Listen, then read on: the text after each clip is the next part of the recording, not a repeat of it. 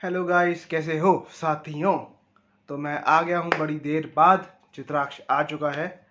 बहुत ज़्यादा बिजी था क्योंकि ऑब्वियसली बहुत सारे आर्टवर्क्स वगैरह करने थे, काम कर रहे थे, कॉर्पोरेट लाइफ।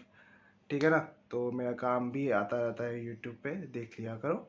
अब मैं देख आया हूँ Alita the battle angel, sorry, कल की 2898 AD।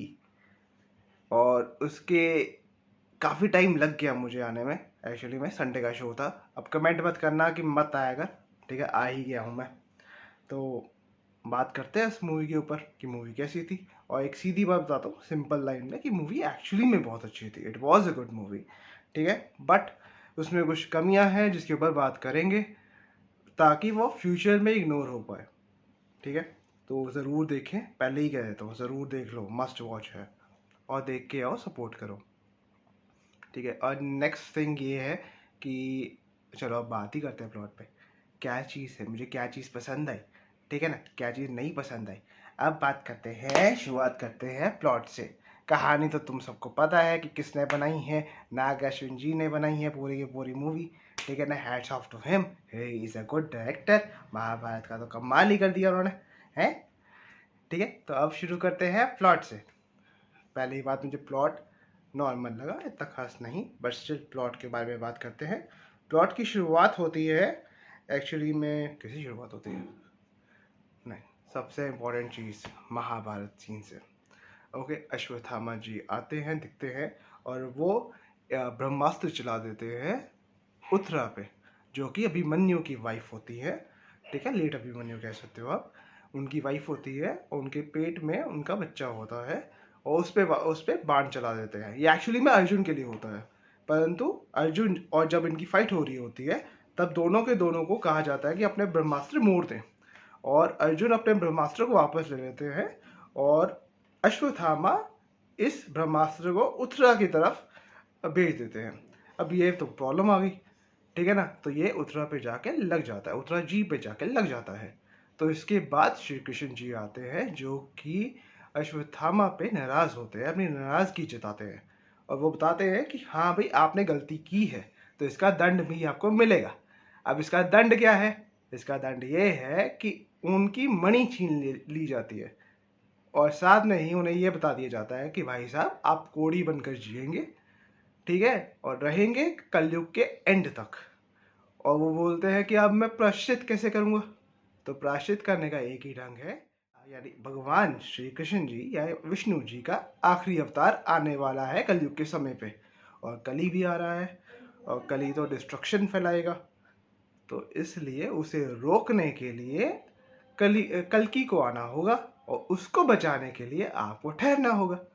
अब वो यही चीज़ करता है, और यही कहानी का पार्ट है। तो अब आगे की कहानी बढ़ती है 6000 साल बाद। अब 6000 साल बाद क्या होता है, गंगा निर्जल हो चुकी होती है, हवा दूषित हो चुकी होती है, और उसके बाद शुरुआत होती है कहानी की। अब इस कहानी में क्या है, काफ़ी हद तक डिस्टोपियन वर्ल्ड बन चुका है, डेजर्ट लुक दे चुके हैं लोग, येलो टोन आ चुकी है, कंप्लीटली नहीं पर थोड़ी बहुत, ठीक है ना। उसमें आपको देख, सबसे पहले शुरुआत ही होती है राया से, कि वो राया दिखती है, देखती है कि एक आप एक गाड़ी के अंदर, एक फ्लाइंग कार, समथिंग फ्लाइंग बस के अंदर सब जा रहे होते हैं, और वहाँ पे एक चीज़ दिखती है कि पानी नहीं मिल रहा है, पानी की अवेलेबिलिटी नहीं है। और साथ में ही एक और चीज़ दिखती है कि लोग जो है यूज़ कर रहे हैं, फीमेल्स को ढूंढ रहे हैं, प्रेग्नेंट, जो प्रेग्नेंट फर्टाइल हो सकती है, उसको देख रहे हैं, और साथ में उसको लेकर उसको बेचते हैं कॉम्प्लेक्स पे।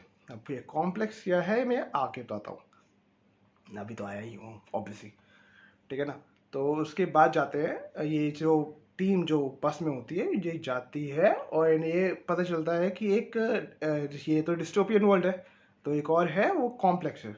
कॉम्प्लेक्स क्या हो गया, उल्टा पिरामिड है, जहाँ पे अमीर लोग, बड़े लोग रहते हैं, और ये जगह है सुप्रीम यास्किन का, ठीक है। यास्किन या यास्किन होता है एक्चुअली में, और उसका कमांडर है जिसका वो कहते हैं मानुस। तो आप ये देख रहे होंगे पिक्चर में कि नहीं, मैं ही देख के आया हूँ, तुम देख के आए हो नहीं आए हो मेरे को क्या पता, बट अगर देख भी आए हो तो उसमें आपने देखा होगा कि लोग लड़ रहे हैं एक एप्पल के लिए भी, यानी कि भूखमंगी बहुत है, ठीक है ना। ये चीज़ आप देख सकते हैं। तो आपको ये एक डिफरेंस पता चल गया। अब आपको एक और चीज़ बताता हूँ कि वहाँ पे आपको अगर जाना है तो आपको यूनिट्स, यूनिट्स एक करेंसी है, जैसे यहाँ पे रुपए है वहाँ पे यूनिट्स है। यूनिट्स एक करेंसी है जो आपको देनी है। जब आप मिलियन यूनिट्स दे दोगे तब आप उधर जा सकोगे, सिंपल इज दैट। तो ये कहीं ना कहीं से उठाया हुआ नहीं लगता। Sorry, Alita the battle angel से। अगर आप अलीटा द बैटल एंजल के जालिम को याद करें तो काफ़ी हद तक सेम स्टोरी आपको मिल जाएगी, ठीक है। मैं ये नहीं कहता कि इन्होंने उठाया है, क्या पता ये एक और भी जगह से आइडिया इंस्पायर्ड हो या हमारी जगह से इंस्पायर्ड हो। ऐसे कई चीज़ें हैं जो कि एक्चुअली में हमारी कहानी की है, पर हमें पता ही नहीं है, ठीक है ना। तो ये सिमिलर लगेगा तुम्हें कि जाले में जाने के लिए तुम्हें कुछ पेमेंट देनी होती है या फिर रिवॉर्ड्स के पुर्जे देने होते हैं। और हीरो की भी कहानी वैसी होती है कि हीरो कोई ना कोई बुरा काम करता है ताकि वो जाले में जा सके। यहाँ पे भी यही होता है। शुरुआत होती है कैरेक्टर की, जो कि जब बुरे लोग, जिसे कह सकते हो मेरे ख्याल से राइडर्स भी कह सकते हैं उन्हें, वो जब आते हैं और वो चीज़ें कुछ लेने वगैरह करने आए हैं, रीबल से पंगे लेने आए हैं, तो बीच में एंट्री होती है हमारे भैरवा की।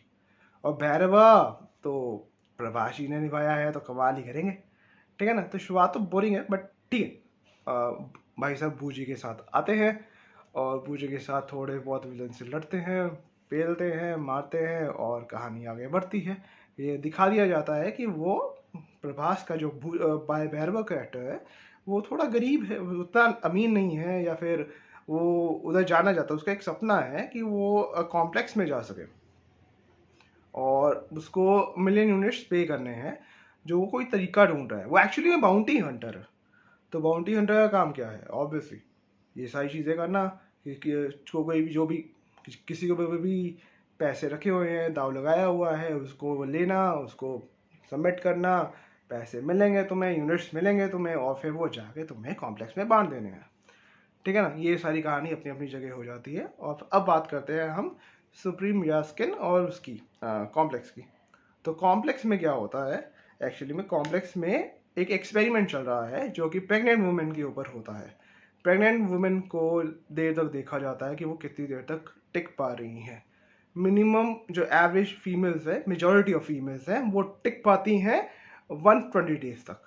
और एक फीमेल होती है जो कि टिक पाएगी 150 डेज प्लस। अब वो देखते हैं वो कौन है। तो 120 डेज पे टिकने वाली एक ही फीमेल है, वो मतलब कई फीमेल्स होती है एक्चुअली में। तो उसके ऊपर एक्सपेरिमेंट चल रहा होता है, एक सीरम उससे कलेक्ट किया जा रहा होता है। तो जब सीरम उससे कलेक्ट कर लिया जाता है तब उसे जब टेस्ट करते हैं तो वो फेल आता है ज़्यादातर, ठीक है ना। और वो सुप्रीम यास्किन अपने ऊपर टेस्ट करता है और उससे कुछ होता नहीं है। उससे जब नहीं होता है तब वो फीमेल भी मर जाती है। मेजॉरिटी फीमेल्स जो एक्सपेरिमेंट का शिकार होती है वो मर जाती है, ठीक है ना। उसमें से एक बचती हैं, वो होती है दीपिका पादुकोण सॉरी। वो जब वो बचने का तरीका ढूंढती है, वो ऐसा नहीं है कि वो एक्सपेरिमेंट नहीं होता, नहीं एक्सपेरिमेंट नहीं हो पाता है, वो भाग निकलती हैं। उन्हें बचाने का काम करते हैं जो रेबल होते हैं शंबाला के स्पाइस होते हैं। वहाँ पर एक स्पाई होती है एक्चुअली में, वो बचाती है उसे। और सम उसका दीपिका पादुकोण का कोड नेम जो है, कोड नेम भी कह लेंगे, रियल नेम भी कह लेंगे, वो है SUM-80, SUM-80, ठीक है ना। तो समझ आना जिसने कल की पढ़ी है क्या लिंक बनता है। तो जब ये निकल लेते हैं तब एक और स्टोरी आती है जिसमें राया जो लड़की होती है, जो शुरुआत में आई थी, वो एक केव ढूंढ लेती है अचानक ही। और उस केव में कौन निकलता है, अश्वत्थामा जी। उन्हें वो मिल जाते हैं और अचानक ही अश्वत्थामा जी को राया के पास की मणि मिलती है, जो कि कृष्ण जी ने कहा था और ले लिया था छीन के मणि, कि ये मणि अभी मैं लेके जा रहा हूँ। ये मणि आपके पास वापस आएगी कलयुग के समय, जब कली आ चुका होगा, और जब आप ये धारण करेंगे आप ठीक हो चुके होंगे। या तो ये मेड अप स्टोरी है या तो एक्चुअली में कहा था, ये मुझे ज़्यादा नॉलेज नहीं है, ठीक है ना। तो उसके बाद जब वो अश्वत्थामा को मणि मिलती है तो उसके बाद वो ताकतवर तो हो ही जाते हैं, उनका सारा कौड़ीपन खत्म हो चुका होता है। और वहाँ पे जब राइडर्स आते हैं तो अश्वत्थामा जी उनकी धज्जियाँ उड़ा देते हैं। तो उसके बाद वो वापस जाते हैं। अब उनकी मुलाकात होती है कुछ शंबाला के लोगों से। हाँ, तो जब वो खुलता है ना तुम्हारा शंबाला, तो उसमें तो तुम्हें वगैरह पेड़, एक खाली पेड़ दिखता है, सूखा पेड़ दिखता है, और ठीक है सूखी जगह हो चुकी है काफ़ी हद तक, बट वहाँ पे लोग हैं, वहाँ पे डिस्टोपियन वर्ल्ड अभी नहीं हुआ है, तो उसके कारण वहाँ पे एक सर्वाइवल पॉसिबल है। वहाँ पे लोग काफ़ी एक्टिव, मतलब पावरफुल वेपन्स के साथ हैं, जैसे सिख हो गए, ट्राइबल्स हो गए, अफ्रीकन्स हो गए, काफ़ी लोग हैं वहाँ पे, तो वो सब तैयार है to fight supreme Yaskin and commander Manas. Manas भी आपको पता होगा, जो मैं बोल चुका हूँ, उससे लड़ने के लिए वो तैयार होते हैं, और एक्सेट्रा एक्सेट्रा।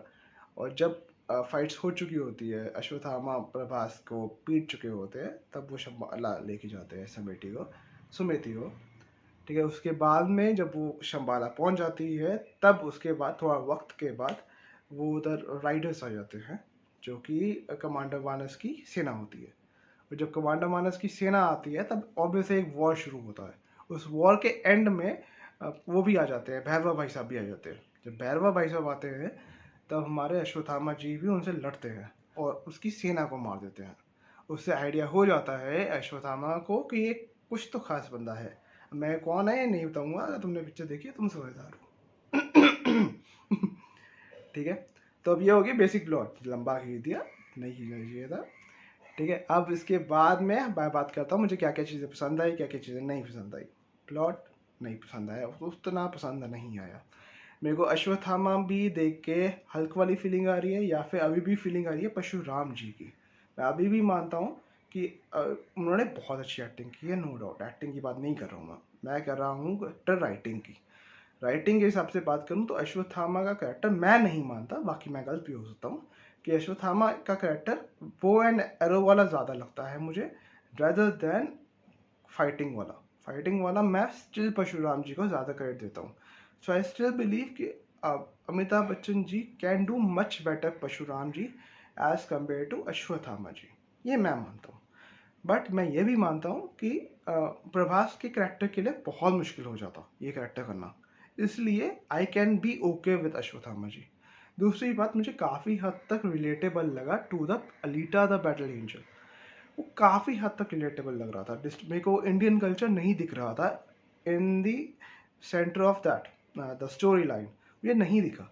बट मैं एक प्लस पॉइंट भी कहता हूँ इसका कि क्यों किया गया है, क्योंकि अगर आपने देखा होगा रियल लाइफ में भी, तो हमारे साथ या नॉर्मल बंदों के साथ जब भी बुरा होता है, तो उनके कल्चर डिस्ट्रॉयड होते हैं, उनके कल्चर्स छीने जाते हैं। तुम्हारे साथ भी हुआ है, हमारे देश के साथ भी हुआ है, ठीक है, और नए कल्चर्स अडेप्ट हुए हैं। तो इसलिए I can give a plus point two it. But art है, आर्ट में मैं चाहता था कि इंडियन कल्चर भी होता, ठीक है, आपको गणेश जी की मूर्तियाँ भी मिल जाती, आपको इंडियन कल्चर मिलता, चाहे वो डिस्टोपियन ही होता, बट स्टिल इंडियन कल्चर। ऐसा लग रहा था कि बस किट बैश उठा के डाल दिए हैं, दैट वॉज नॉट गुड। वो मुझे अच्छा नहीं लगा, ये नेगेटिव मार्किंग है, ठीक है। और दूसरी बात, मैं सीरियसली बोलता हूँ, ये दीपिका पादुकोण और दिशा पतानी दोनों की ज़रूरत नहीं थी। मेरे को पता नहीं क्यों लगा कि इन्होंने कर दिया है, बट मुझे लग नहीं रहा था कि इनकी ज़रूरत है, ठीक है। चाहे स्टोरी में डाला, obviously Deepika Padukone is a mother of कल्कि Sumiti, obviously it is needed. But मेरे को सही नहीं लगा, मतलब खास नहीं लगा, ठीक है ना। तो अश्वत्थामा मुझे उतने उतने औसम नहीं लगे acting wise, plus point. But character writing wise I don't think so, ठीक है ना। करना वॉज अ गुड आइडिया अच्छा है करना का, ठीक है। बट कहीं ना कहीं तुम्हें फीलिंग आएगी भाई कहाँ बाण है और कहाँ तुम लाठी ले आए हो, कहाँ लाठियों की फाइटिंग चल रही है, तुम्हें ये भी लॉजिक समझ नहीं आएगा। तो इसलिए प्लॉट उतना अच्छा नहीं लगा है। और अब करते हैं एक्टिंग की बात। मैं पहली बात बोलता हूँ, हिंदी डबिंग बहुत ही ख़राब की गई है भाई साहब। आपने महाभारत का जो शॉट्स लिए हैं, शुरुआत के महाभारत के शॉट और एंड के महाभारत के shot, both are damn good, amazing है, काम बहुत अच्छा किया गया है। कॉमन सेंस लगाओ ना, कि अगर आपके पास ऑलरेडी अपनी गाथाएं हैं, आपको ज़रूरत ही नहीं है बाहर की चीज़ें लेने से, ठीक है ना। आप बाहर की चीज़ें जितना मर्जी उठा लो, वो अच्छा लगेगा ही नहीं, क्योंकि वो सेंसिबल और रिलेटेबल लग ही नहीं रहा है। Simple is that. अब बात करते हैं एक्टिंग की, ऑब्वियसली। तो एक्टिंग उतनी खास नहीं लगी मुझे एक्टिंग में कई वीकनेसेस लगे। अश्वत्थामा जो अमिताभ बच्चन की एक्टिंग थी, वो up to the mark no, doubt डाउट। मैं कहता हूँ कि बेस्ट एक्टिंग की है उन्होंने, he deserves to be the part of कल्कि, डैम गुड। प्रभास मेरा तरफ से plus point no Prabhas hater, अच्छा किया है उसने। या देखो कॉमन सेंस लगाओ, तुम एनिमे अगर देखते हो ना, तुम बेब्लेड की काय को बेब्लेड का काय समझो, बाकी सब भूल जाओ, सिर्फ बेब्लेड का काय सोचो। बेब्लेड की काय को अगर तुम फालतू के फनी जोक्स दोगे, वो जमेगा ही नहीं। प्रभास की गलती नहीं है, he was made to do the serious roles. उसका करेक्टर, उसकी हाइट, उसकी वॉइस, उसके वो सब वैसे ही हैं, वो वैसे रोल नहीं कर सकता है। एक्टिंग का मतलब सिर्फ ये नहीं होता कि आप डिफरेंट रोल्स कर लो, एक्टिंग का मतलब ये भी होता है कि आपको कई बार एक सीरियस कोई आपके कैरेक्टर के हिसाब से रोल्स करने पड़ते हैं। फॉर एग्जाम्पल अमिताभ बच्चन जी बड़े हैं, हाइट में बड़े हैं, वो उनकी आवाज़ भारी है, इसलिए वो मैच्योर रोल्स या फिर बड़े जो बड़ा करेक्टर है उसके रोल्स अच्छे लगते हैं। Same goes for Prabhas ji, same goes for Shahrukh Khan ji, same goes for Salman Khan ji. क्यों हमें सलमान खान बिग बॉस में अच्छे लगते हैं, बाकी जगह नहीं? क्योंकि बिग बॉस में ही be Salman Khan, he try to become Salman Khan. Same goes for Prabhas, Prabhas ने अच्छा काम किया है, बट प्लीज़ उसे फालतू के जोक्स मत दो। अब करते हैं हम बात, एक्टिंग की तो बात कर ली, Deepika Padukone not that good. ठीक है, सेम गोस फॉर लड़कियों को तो यूज़ करना है, अभी तक टॉलीवुड ने सीखा नहीं है, बहुत कम यूज़ कर पाते हैं सीरियसली। बाहुबली यस, जवान अच्छा काम किया था नो डाउट लड़कियों ने, बट यहाँ पे अभी तक के लिए ठीक ठाक, नॉट दैट गुड। अब हम बात करते हैं स्क्रीन प्ले, तो तुम्हें पता चल चुका है कि स्टोरी और स्क्रीन प्ले उतना अच्छा नहीं है। तो शॉर्ट्स की किस तरीके से उन्होंने स्क्रीनिंग की है, ठीक है, स्क्रीन प्ले किया, तो चलो Mahabharat plus point number 1 best. Mahabharat के सारे शॉट्स अमेजिंग लेवल पे हैं, ठीक है ना। कृष्ण के डायलॉग्स बहुत अच्छे दिए गए हैं। डायलॉग में अगर बात करूँगा, सिर्फ महाभारत का सीन्स हैं जिसमें डायलॉग्स एक्सट्रीमली गुड है, बाकी नहीं। मुझे सुप्रीम या स्किन उतना खास नहीं लगा, टूरली टू। मेरे को एक्सपेक्टेशंस हाई लेवल की थी क्योंकि कमल हसन है, पर स्टिल मैं गलत भी हो सकता हूँ, आई कैन बी रॉन्ग।